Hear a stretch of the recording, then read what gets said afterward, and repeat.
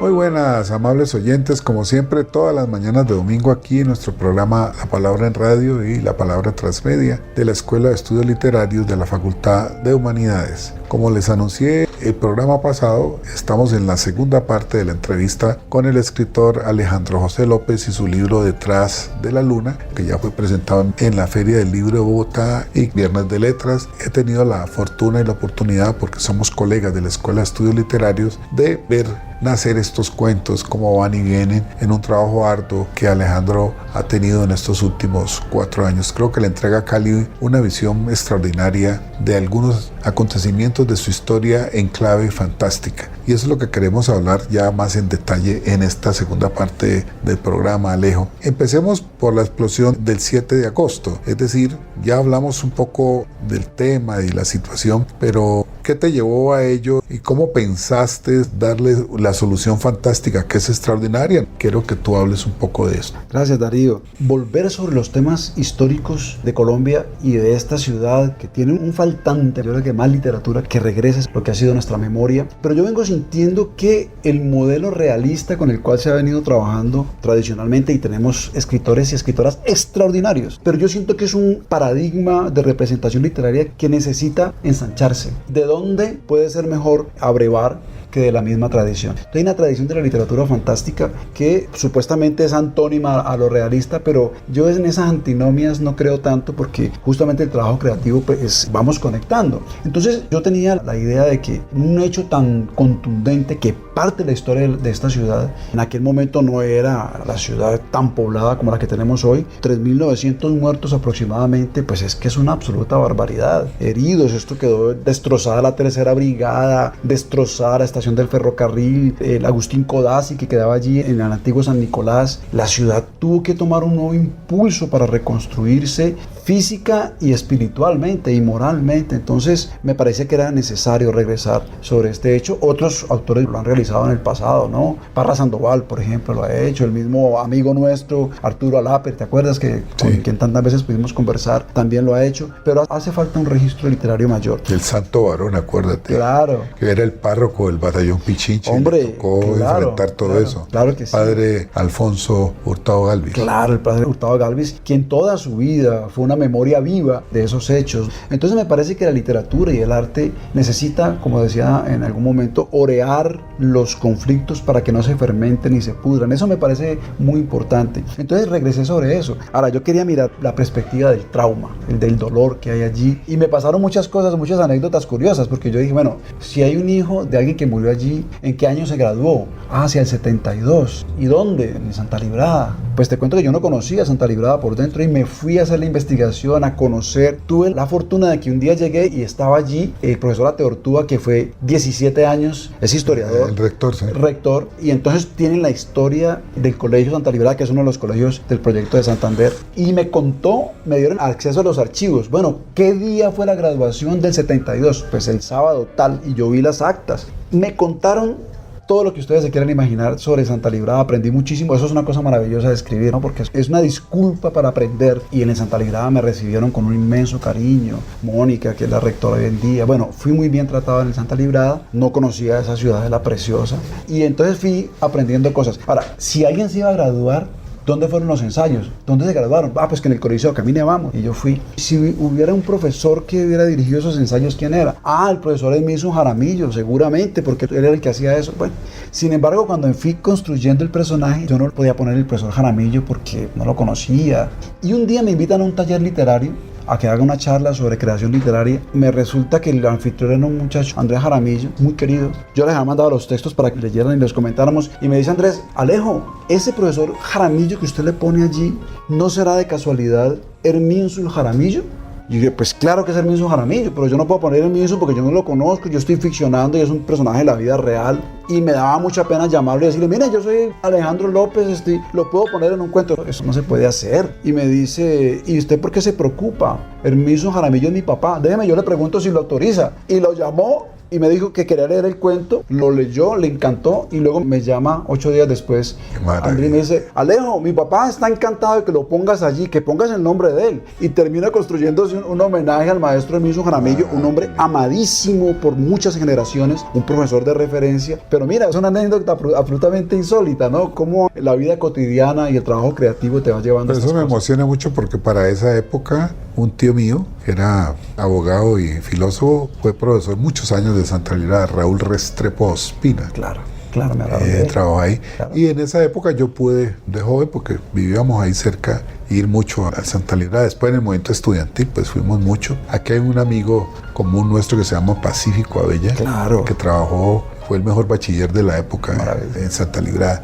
Más que sí hemos tenido de muchas maneras relaciones con ese colegio que fue emblemático. Darío, y sigue siendo. Yo creo que no hay ninguna universidad ni colegio en Colombia que pueda decir que 6 presidentes de la República son egresados suyos. Sí. Eso es una cosa, estamos hablando de palabras mayores. Sí. La historia de Santa Librada es maravillosa. Y fíjate, esta historia, el cuento se llama La camisa de Fique. La camisa de Fique. Me permitió hacer, por las rutas de la vida, de la investigación y de la creación literaria, hacer ese entronque entre la historia del 7 de agosto del 56 y la historia de Santa Librada. O sea, terminé encontrándome un texto con el cual no soñaba, que me ha alegrado mucho poder escribir. En el tiempo es mucho más reciente, es La sombra de Gaspar. Conversamos mucho sobre estas investigaciones sobre la sombra y lo que estaba en la literatura fantástica, pero para que nos cuentes todos los hechos históricos que hay detrás en este cuento. Bueno, ese es un cuento difícil. Yo quiero decirte, Darío, y contarle a los oyentes que detrás de cada cuento de estos, que son 15, 20 páginas, hay trabajos hasta de 6 y 8 meses de investigación. O sea, ha sido un trabajo muy arduo, no solamente en la documentación, sino también preguntándome por dónde cojo esta brasa caliente, porque son brasas calientes. Brasa caliente metaforizando el dolor que todavía hay allí, porque hay traumas de la ciudad que estoy ventilando allí y hay que ser muy cuidadoso con eso. Yo creo que hay que ser muy cuidadoso con la perspectiva de las víctimas, por ejemplo. En el caso de La sombra de Gaspar, es un cuento que trata sobre el secuestro de la María. 194 personas fueron secuestradas por el ELN. Eso es muy delicado de trabajar porque todavía hay mucho dolor acumulado. Y por fortuna también tuve acceso a muchísima documentación de todo tipo, crónicas de los mismos secuestrados que luego fueron liberados. Hay libros, incluso hay diarios de algunos de estos secuestrados. Entonces tuve acceso a los datos, o sea, el día tal que comieron. Eso es posible conseguir esa información. Pero por otra parte, ojo, ¿cómo vas a tomar ese hecho tan doloroso en la historia de la ciudad y del país? Porque esos secuestros masivos le hicieron un cambio político al país muy complicado que luego todos conocemos, ¿no? Con lo cual, lo que quiero decir es, bueno, la literatura fantástica me permitía a mí buscar símbolos que ayudaran a orear ese conflicto. En este caso yo pensé en la sombra, el conflicto de la sombra, que la sombra además tiene una gran tradición en la historia de la literatura. Y yo me fui también a mirar no solamente la investigación, dijéramos, de los hechos reales e históricos, sino bueno, y los grandes escritores y las grandes autoras del pasado, cómo han trabajado el tema de la sombra. Entonces yo me fui. O sea que hay una investigación también de tipo literaria, y eso me llevó, por ejemplo, a descubrir relatos como la extraordinaria historia de Peter Schlemil, de un autor llamado Chamizo, por allá de 1819. Luego también Anderson, el de los cuentos infantiles, tiene un cuento sobre la sombra. Bueno, en fin, ir mirando cómo se ha trabajado la sombra que me permitiera a mí hacer una metáfora sobre el dolor, sobre la culpa, sobre el perdón, tan complicado en este país. Entonces ha sido una investigación de múltiples aspectos. Lo histórico, que tiene que estar documentado con seriedad, con rigor, con calma. ¿Qué perspectiva simbólica me podría dar la literatura fantástica para proponer maneras de interpretarlo? ¿Cuál es el drama central? Yo creo que el drama en este sentido es la dificultad del perdón, el odio, la culpa, todo lo que hay en ese conflicto. Y la sombra me propició ese camino. Ha sido un camino de aprendizaje permanente, nutriéndome, Darío, de lo que han hecho otros grandes maestros en el pasado, a quienes yo respeto y admiro y de quienes me siento discípulo y quisiera honrarlos. Literatura se hace con literatura también. Totalmente. Es una ley.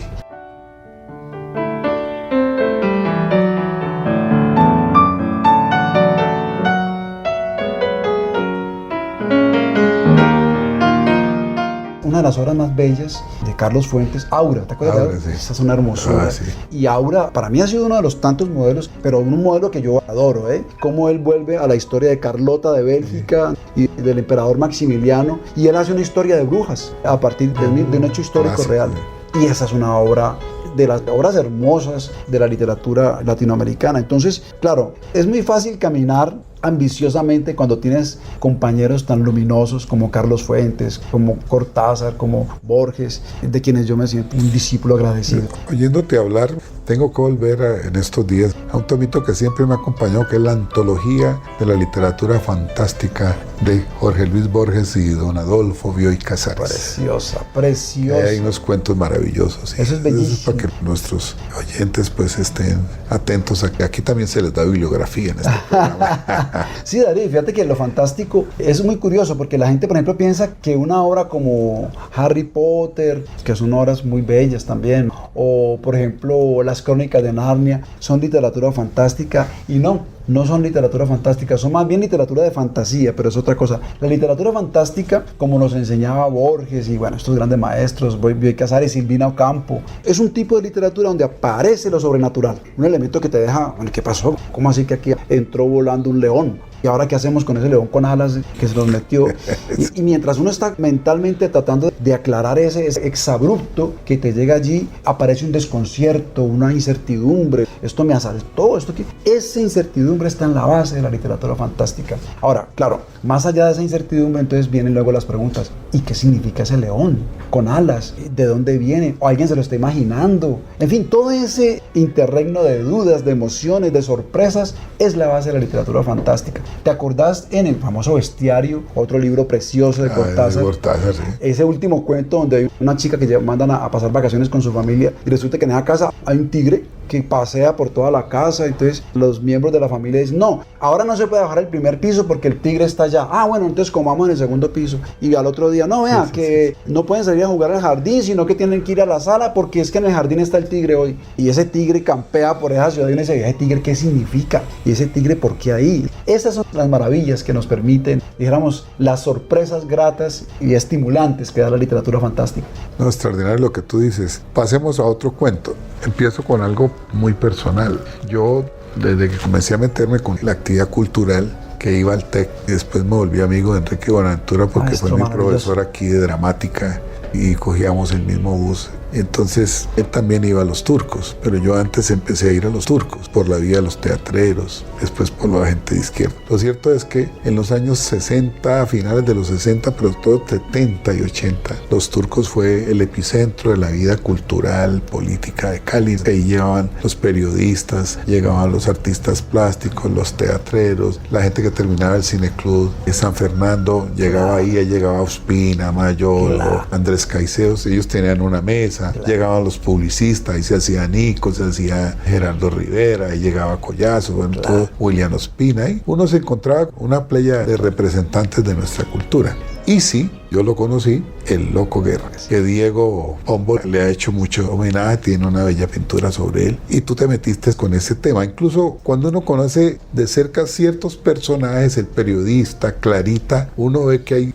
personajes de la vida real, hay guiños, hay un montón de guiños. Yo le saqué mucho gusto a ese cuento. Entonces, para que le contemos a nuestros oyentes cómo es el periplo de meterte con algo que fue clave, dijéramos, en la historia del Café Los Turcos. Con ese personaje tuvimos que ver todos, con el Loco Guerra. Ese es un personaje que yo lo alcancé a conocer. Yo cuando llegué a Cali todavía el Loco Guerra andaba dando guerra por la ciudad. Era un personaje maravilloso que siempre andaba con saco y corbata. Y en esa época no habían los multiplex de cine, sino que uno iba a cine era al Teatro Bolívar, al Calima, a los cinemas, a hacer la fila allí, a los teatros de barrio, San Fernando. Y el Loco Guerra iba a pedir monedas a la fila de los que iban a entrar al teatro, pero si alguien le daba una moneda, el Loco Guerra inmediatamente le echaba su bendición, ¿no? Y le hacía una oración, porque el Loco Guerra se la pasaba metido rezando en la iglesia de la Sexta. Pero si uno de esos cinéfilos se las daba de tacaño, de machucho, el Loco Guerra entraba en ira y en lugar de oraciones lo que le saltaba era un rosario de madrazos y de insultos. Y era famosísimo el Loco Guerra por toda la ciudad y aparecía siempre en el Café de los Turcos, donde la gente se daba cita, como bien lo ha recordado Darío. Ahí pasaba una parte muy importante de la vida cultural y artística de esta ciudad. Entonces yo quise contar, hacer un homenaje al Loco Guerra, porque hacer la historia de una ciudad, visitar la memoria de una ciudad, tener un espectro amplio de los grandes artistas, pero también de los personajes populares,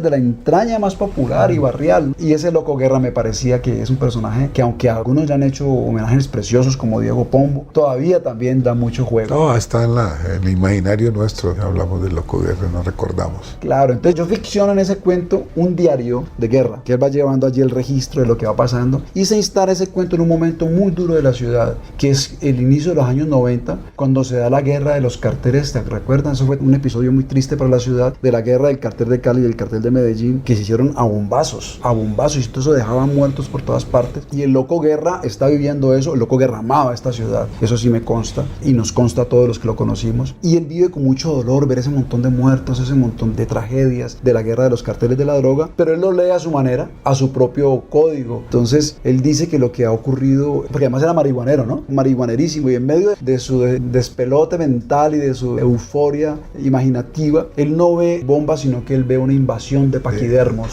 que se ha tomado la ciudad. Entonces ve elefantes y hipopótamos y rinocerontes arremetiendo contra la gente. De ahí viene precisamente la carátula del libro. El libro Detrás de la Luna han hecho un trabajo muy bello, Angelita, la diseñadora. Muy lindo. Un elefante y un rinoceronte. Y aquí está la iglesia de la ermita, y detrás está la luna. Ese motivo de la carátula viene del diario de guerra, de un personaje que nos cuenta la tragedia de la ciudad desde su perspectiva delirante, pero quizás bastante lúcida también.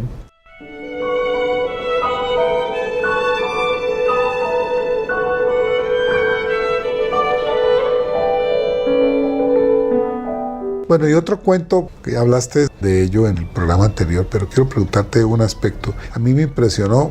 Quiero sentarme, porque hoy YouTube lo permite, a escuchar todas las piezas de Antonio María, no solamente las propias, sino algunas de las que él tocaba en los repertorios, para que nos cuentes cómo fue esa investigación, porque ahí me imagino que fue riquísima esa parte musical. Fue apasionante y hay muchos registros. Uno de los cuñados de Antonio María Valencia, Andrés Tobar, hizo un primer texto bellísimo hablando de la música y clasificando, catalogando. Él era un gran musicólogo, clasificando las composiciones de Antonio María Valencia. Hubo mucha investigación allí, como ya refería en el programa anterior. El trabajo que hizo el maestro Mario Gómez Viñes es prodigioso, pero bueno, Tatiana Chijova, el mismo Luis Ospina, hay mucho registro, ¿no? Entonces hubo la posibilidad de saber a ciencia cierta, por ejemplo, en tal fecha se presentó el maestro Antonio María Valencia en un concierto en el Teatro Colón de Bogotá. ¿Qué tocó ese día? ¿Qué había en el repertorio? El primer maestro que tuvo él aquí, bueno, fue su papá de piano, pero había otro maestro. Esto fue muy bello porque fue también hacer la historia o recorrer la historia de la música colombiana. En Colombia solamente había un pianista de todos los quilates, es decir, alguien que le podía enseñar a tocar piano al maestro Antonio María Valencia,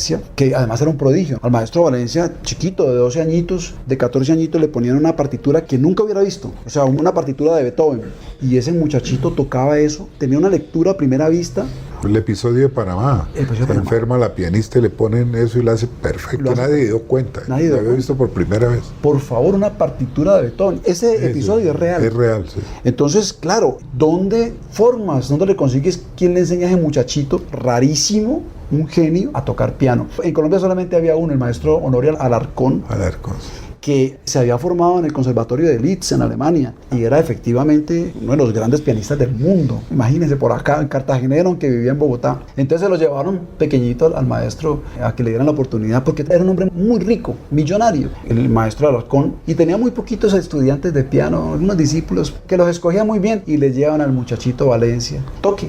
Y entonces el muchachito Valencia le toca una pieza de Chopin y el maestro Alarcón, que era tan severo, asintió. Eso se le convirtió en la primera gran oportunidad de formación al maestro Antonio María Valencia, conocer y ser discípulo de Alarcón. Y hay una cosa muy curiosa, que esto es real también, yo lo pongo en el cuento, parece que fuera ficcionado porque es tan curioso, pero es real. Entonces, cuando ya llevaba varios meses el maestro Valencia tomando clases con Alarcón, un día Alarcón le pega en el hombro y le dice: usted es bisnieto de Chopin. Entonces el muchachito no sabe contestarle. Además, Antonio María Valencia era tímido y era muy respetuoso y le dice: señor, dice: sí, mire, dicen que el mejor discípulo de Chopin es Matías. Yo soy el mejor discípulo de Matías y usted es el mejor discípulo mío, y la interpretación en el piano viene por genealogía directa. Usted es bisnieto de Chopin. Esa entraña le permite a Valencia empezar a sentir unos vínculos muy importantes que posteriormente lo van a convertir pues en el gran músico que llegó a ser. La genealogía espiritual. La genealogía espiritual, exactamente. Entonces ahí ha habido una posibilidad de trabajar muy en detalle, muy con lupa. Por ejemplo, esa idea del hermanito que se le aparece es real. El primer hijo de los Valencia murió recién nacido y era igualito a Valencia. Y yo a partir de ahí tomo una posibilidad. Un dato curioso para los musicólogos, la gente que le gusta la música: el papá del maestro Valencia hacía parte del grupo musical La Lira Colombiana de Pedro Morales Pino, el gran grupo musical que viajaba por todo el país y terminó en Cali. La historia de Valencia, eso da para una novela preciosa. Y ese músico, que era un violonchelista, el papá de Antonio María Valencia, peleando en la guerra de los 1000 días, un arcabuzazo le dan el brazo y lo deja sin esa, a un músico de ese nivel. Tocaba con Pedro Morales Pino. Entonces el papá de Antonio María Valencia tenía una gran frustración porque, siendo ese músico que era, quedó inutilizado para la música por esa ruta, y eso lo convierte en profesor de música, porque el conservatorio arranca en la casa de ellos, y además hace que cifre toda su expectativa en ese hijito que le nace, y viene y le nace genio Darío. Entonces, a partir de allí, Cali respira de un modo distinto gracias a la aportación de los Valencia, musicalmente hablando.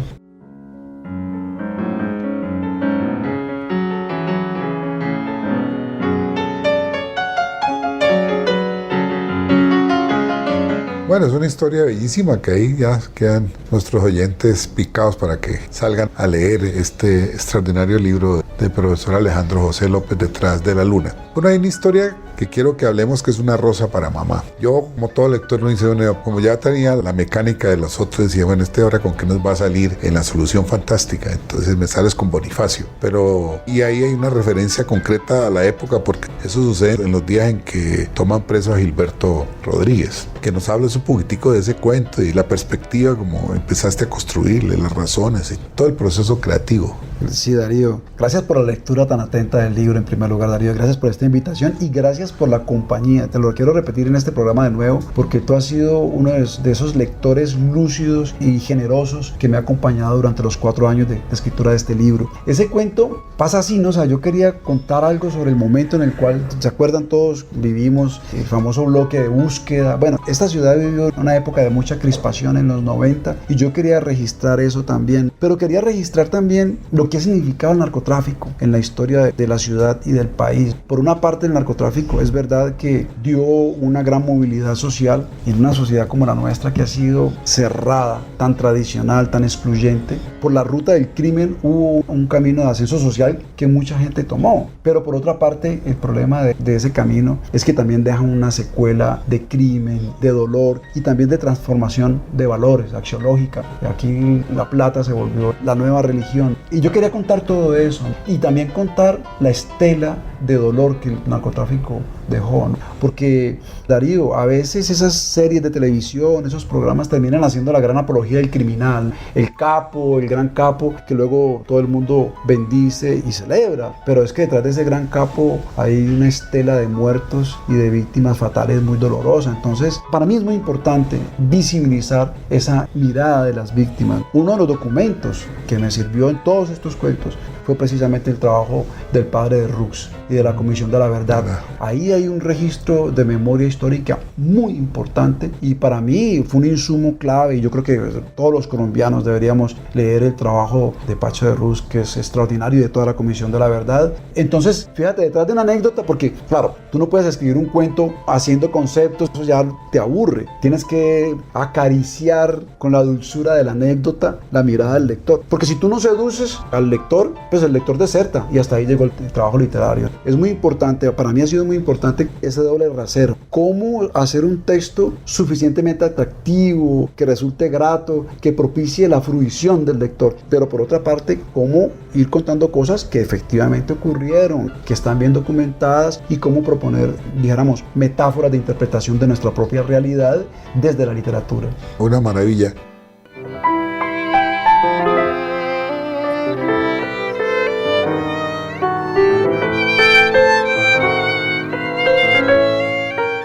Viendo todos estos cuentos, creo que ya hemos hablado de todos. Hablamos de La camisa de Fique, ya hablamos del Diario de Guerra, La sombra de Gaspar y Detrás de la luna, y el primero que fue La otra batalla, que es el movimiento estudiantil del 71, está muy bien. Yo quiero hacerte una pregunta específica. Yo no la conozco toda en detalle desde esta perspectiva, pero por ejemplo en el caso de la literatura vallecaucana hay algunos intentos. Yo no sé qué te parece, por ejemplo, La pesadilla en el hipotálamo, de nuestro amigo Julio César Londoño. A mí me encanta.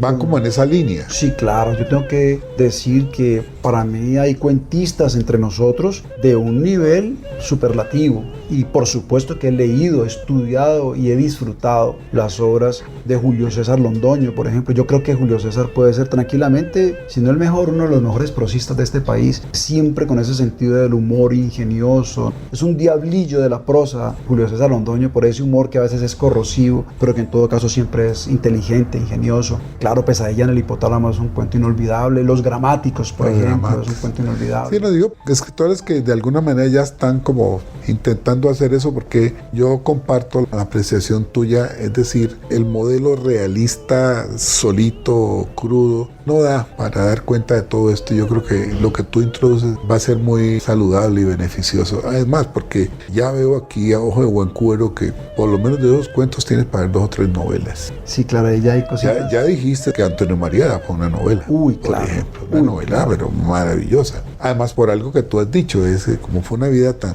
difícil cuando llega a Cali, él tiene muchos conflictos con esa Cali profundamente conservadora. Es que él no llega a una ciudad progresista. Eso ya lo venía sufriendo desde el siglo anterior Isaac. Por eso Isaac se va de Cali y hace que lo entierren en Medellín. Claro. Dice aquí, no, por las élites. Complejo. Y entonces, eso también le tocó de alguna manera a Antonio María. Sí, claro, la historia de Antonio María con la ciudad es muy complicada. Y esta es una ciudad, esto que voy a decir, lo dice en el documental que le dedicó Luis Ospina a Antonio María Valencia. Y Luis Ospina dice que no entiende por qué, pero esta ciudad siempre ha tratado con mucha severidad a sus grandes personajes. Y hacía referencia a lo que le pasó a Andrés Caicedo también, lo que le pasó a Antonio María Valencia es terrible, porque ahí hay una élite muy conservadora, y los artistas en general son gente libertaria, son librepensadores y librepensadoras, con lo cual no casan muy bien, no entran muy bien en esos esquemas tan tradicionalistas. En el caso de Antonio María Valencia hay 2 cosas adicionales. Él es un genio, eso está demostrado y es una maravilla. Pero por otra parte, él también tenía una vida muy compleja.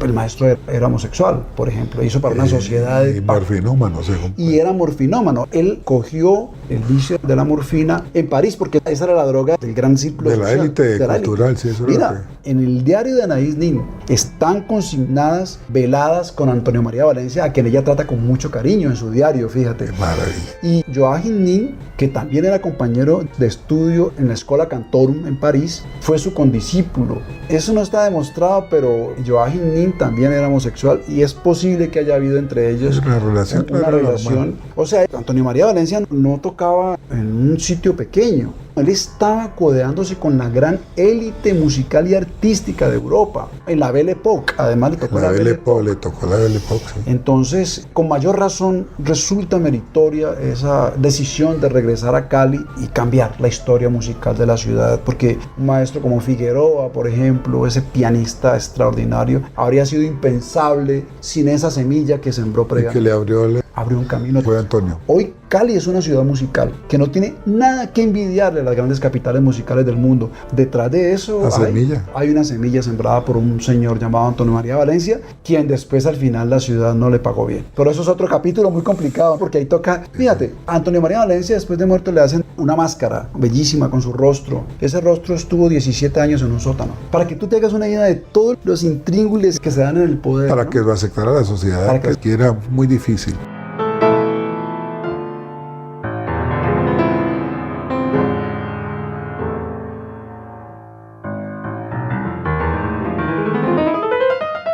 Bueno, hay muchas tareas. Después de ese trabajo, pues obviamente creo que vale la pena que el libro circule, que hables con mucha gente.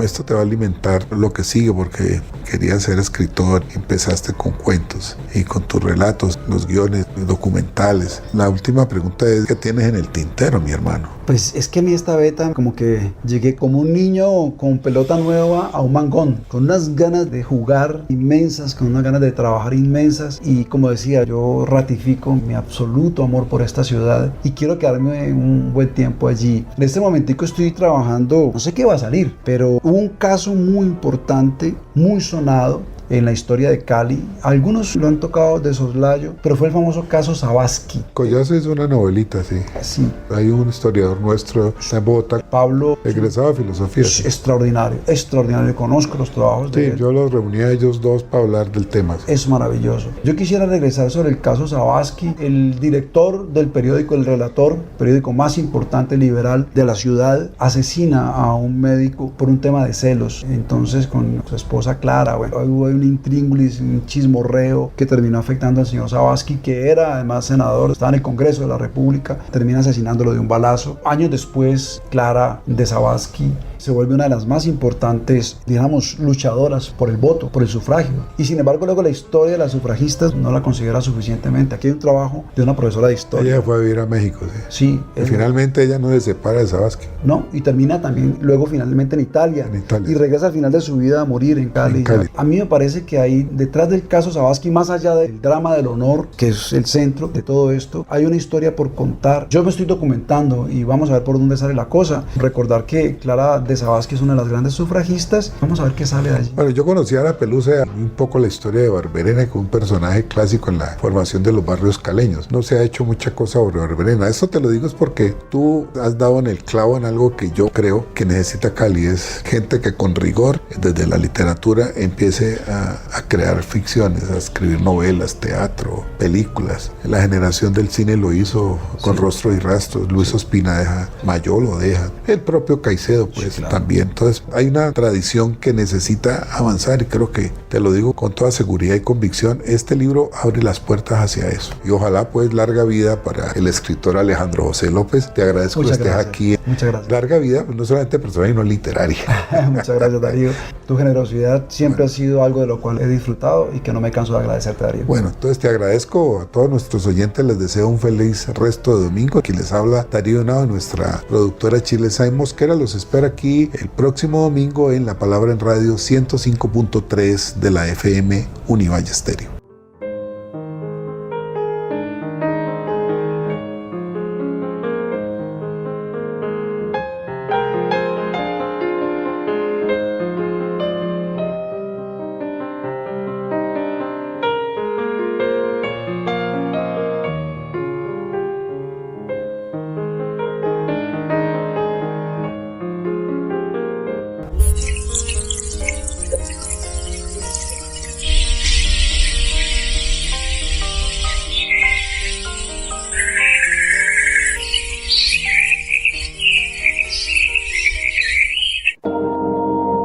El Centro Virtual Isaacs de la Universidad del Valle presenta La Palabra en Radio, un espacio para la literatura, el arte, la cultura, la poesía, novedades editoriales, charlas con escritores.